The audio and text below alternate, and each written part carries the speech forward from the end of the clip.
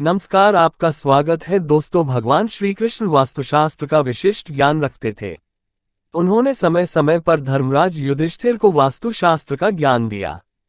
ये ज्ञान समस्त मानव जाति के लिए अत्यंत महत्वपूर्ण और कल्याणकारी है। श्री कृष्ण ने 5 ऐसे पेड़ पौधों के बारे में बताया है जिनका भवन की सीमा में होना दुख एवं दरिद्रता लेकर आता है। ये वृक्ष घर के सामने होने से उस घर में निवास करने वाले लोगों की कभी उन्नति नहीं होती है। उन्हें हमेशा पराजय और निराशा का ही सामना करना पड़ता है। दोस्तों, वास्तुशास्त्र के अनुसार वृक्ष तथा पौधे हमारे भवन की सुंदरता को बढ़ाते अवश्य है, साथ ही यह वातावरण को शुद्ध रखते हैं।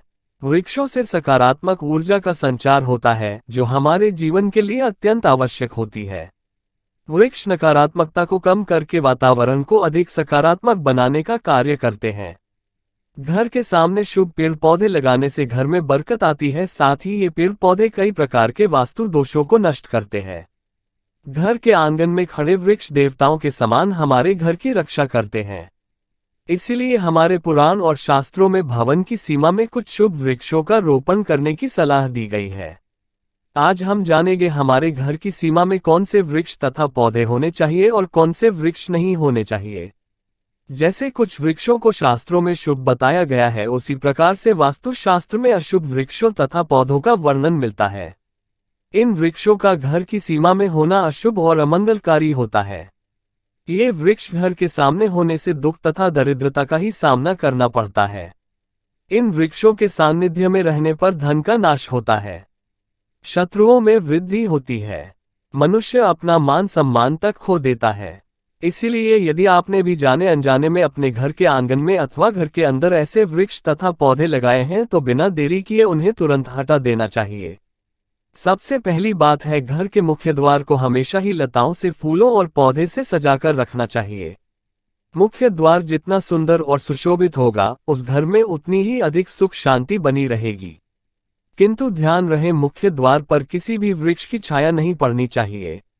इससे छायावेद निर्माण होता है और परिवार में समस्याएं उत्पन्न होने लगती है। दूसरी बात है, भवन के आग्नेय कोण में और नैऋत्य कोण में किसी भी प्रकार के वृक्षों को लगाना शुभ माना नहीं जाता। ये वृक्ष जल्दी ही सूख जाते हैं और अशुभ परिणाम प्राप्त होते हैं। तीसरी बात है, घर की उत्तर दिशा में पाम और कनक चंपा का पौधा लगाया जाता है तो धन में वृद्धि होती है। चौथी बात है, यदि घर का मुखिया व्यापार करता है तो उसे घर की सीमा में नीम और बेल के वृक्ष का रोपण करके उनका पालन पोषण करना चाहिए। इससे उनके व्यापार में अधिक लाभ प्राप्त होता है। पांचवी बात है, भवन के परिसर में कहीं भी ऊपर की तरफ जाने वाली लता बहुत ही शुभ परिणाम देती है, किंतु अगर लता ऊपर से नीचे की तरफ आती है तो अधोगति होती है और दुख भोगने पड़ते हैं। यदि इस स्थान पर कोई मनी प्लांट लगा हुआ हो तो और भी अधिक शुभ फल मिलते हैं। छठी बात है, केले का पेड़ भवन के लिए बहुत ही अधिक शुभ माना जाता है, लेकिन इसे घर के पीछे लगाना चाहिए। यदि इसे घर के सामने लगाना हो तो तुलसी के पौधे के पास लगा सकते हैं।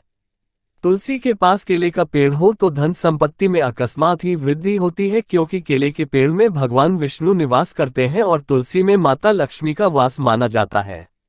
आइए अब जानते हैं कौन से पेड़ पौधे घर में लगाना अशुभ होता है। सबसे पहले बात कर लेते हैं कांटेदार पौधों की। दोस्तों, आपको घर में कभी भी कांटेदार पौधे नहीं लगाने चाहिए, क्योंकि कांटेदार पौधे हमारे वास्तु को प्रभावित तो करते ही हैं, साथ ही इस तरह के पौधे घर के छोटे बच्चों को भी नुकसान पहुंचा सकते हैं। इसलिए घर में कांटेदार पौधे लगाने से हमेशा बचे रहें, क्योंकि इनके कांटे नकारात्मक ऊर्जा उत्पन्न करते हैं। लेकिन फिर भी गुलाब जैसे कांटेदार पौधे लगाए जा सकते हैं, परंतु गुलाब के पौधे को घर की छत पर ही रखें तो बेहतर रहेगा। इसी के साथ अगर धार्मिक दृष्टि से भी देखा जाए तो भी कांटेदार पौधों को घर में लगाने से परिवार में लड़ाई झगड़े बढ़ जाते हैं, और इतना ही नहीं, इससे घर का वातावरण भी खराब होने लगता है।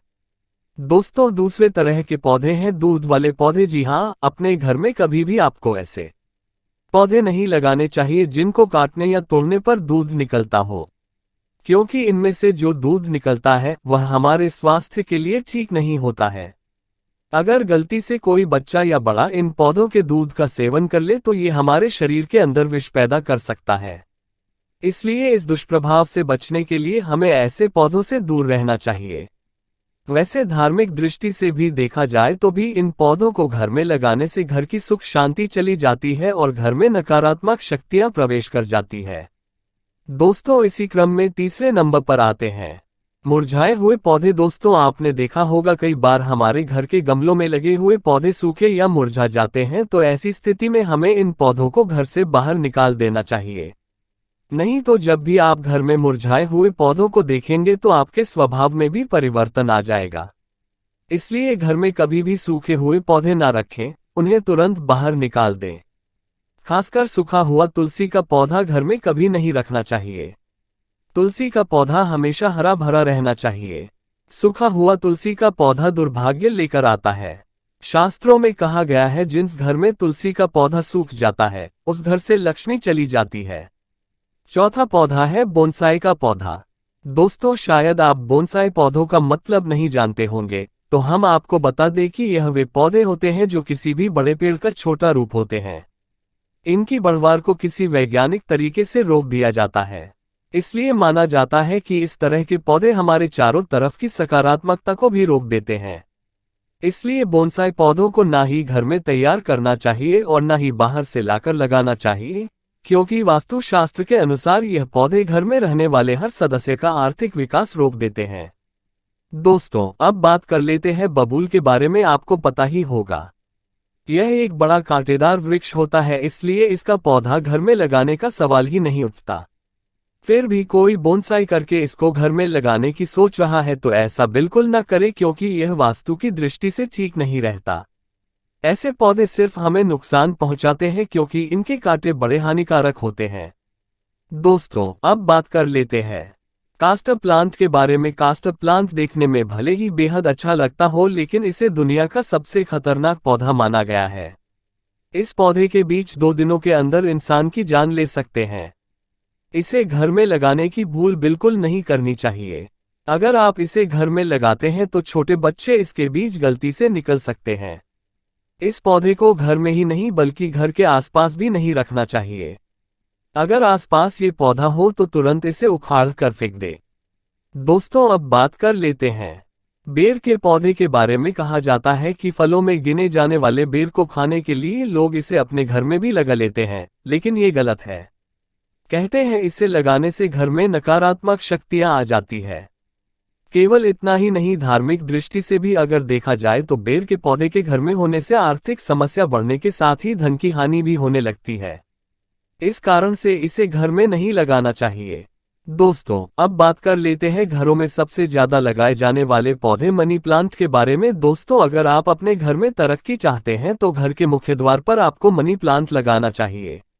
ऐसा करने से आपको नौकरी और व्यापार में तरक्की मिलेगी।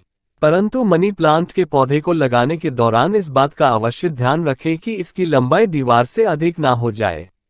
इससे आपके जीवन में परेशानियां आनी शुरू हो सकती है।